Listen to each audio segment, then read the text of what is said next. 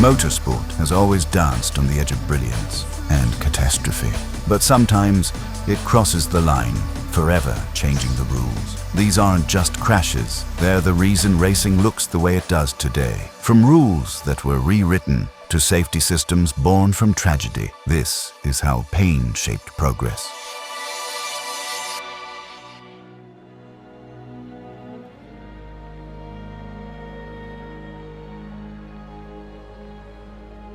It started with a fireball, 1955, Le Mans. A Mercedes catapulted into the crowd after contact at 150 miles per hour. Over 80 people were killed, fans, mechanics, even children. It remains the deadliest accident in racing history. It was the day racing nearly died.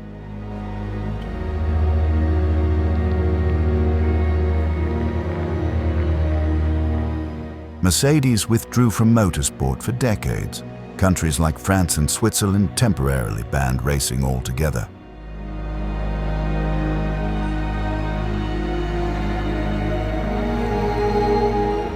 Le Mans proved that motorsport needed limits, but decades later, rallying would forget that lesson and pay the price all over again.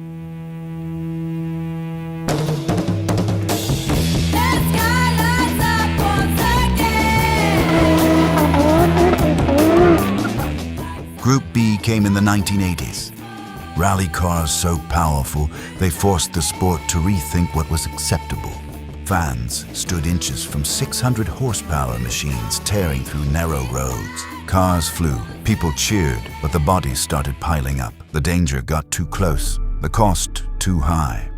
The final blow came in 1986, Portugal and then Corsica, when Henry Toivonen and Sergio Cresto died in a fiery crash. Their Lancia fell into a ravine and exploded.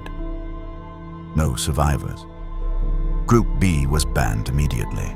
All cars disqualified for the rest of the season.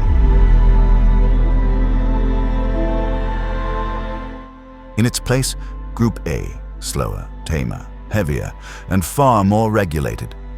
Gone were the wild prototypes. In came production-based cars with strict homologation rules, weight limits, and horsepower caps. Rallying became safer, but also more controlled, more predictable. The entire world of rally shifted from spectacle to sustainability.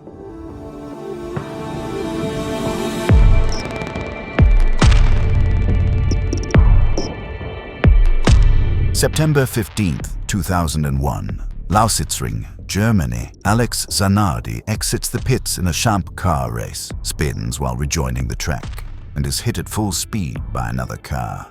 The impact severs both his legs. He loses over 70% of his blood. Medics say he was 60 seconds from death. The crash was a wake-up call for oval-adjacent circuits and pit lane design. Pit exit lines were extended and re-engineered to prevent cars from re-entering directly into racing lines. Tracks also began reinforcing medical response protocols with more training, faster access, and mandatory helicopter support. Zanardi's case redefined how quickly medics had to act. Golden minute procedures became standard across high-speed racing series.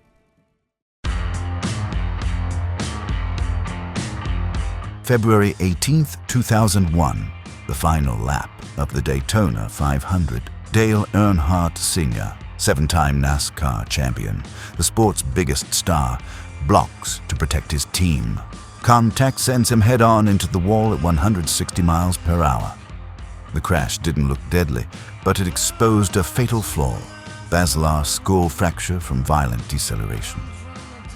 The solution, the HANS device, a head and neck support system designed to stop exactly that injury. After Earnhardt's death, it became required in NASCAR. The changes that's happened since we lost Dale, I think as horrible as that was, and we'll never ever get over it, a lot of safety came out of that.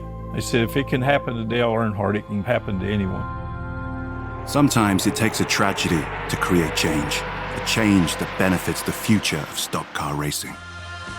But it wasn't just hardware that changed. NASCAR overhauled everything. Safer barriers, redesigned cockpits, data black boxes, and the car of tomorrow.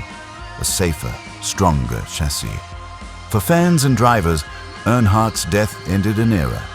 Safety wasn't a weakness anymore. It was the standard.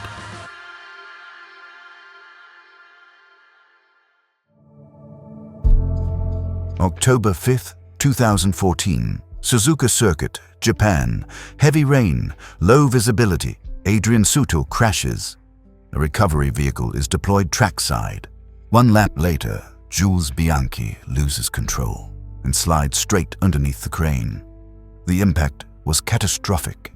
The safety cell couldn't protect him from a 9-ton vehicle. There were no yellow lights, just double-waved flags. No virtual safety car. No cockpit protection. Bianchi suffered massive brain trauma. He never woke up. 9 months later, he passed away. Formula One's first racing fatality in over 20 years. The FIA reacted. Within a year, the virtual safety car system was introduced. More critically, they began developing the Halo, a titanium ring that protects the driver's head from debris and impact. It was mocked at first, called ugly, unnecessary, until it started saving lives. Today, the Halo is standard in F1, F2, IndyCar, WEC, and beyond. It saved Charles Leclerc, it saved Romain Grosjean, it saved Lewis Hamilton. And it exists because of Jules Bianchi.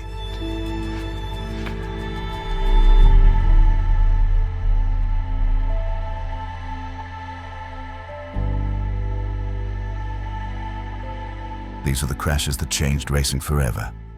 From Le Mans to Suzuka, from Group B mayhem to the Halo's birth. Every rule written in blood. This is how tragedy shaped the safety of modern motorsport.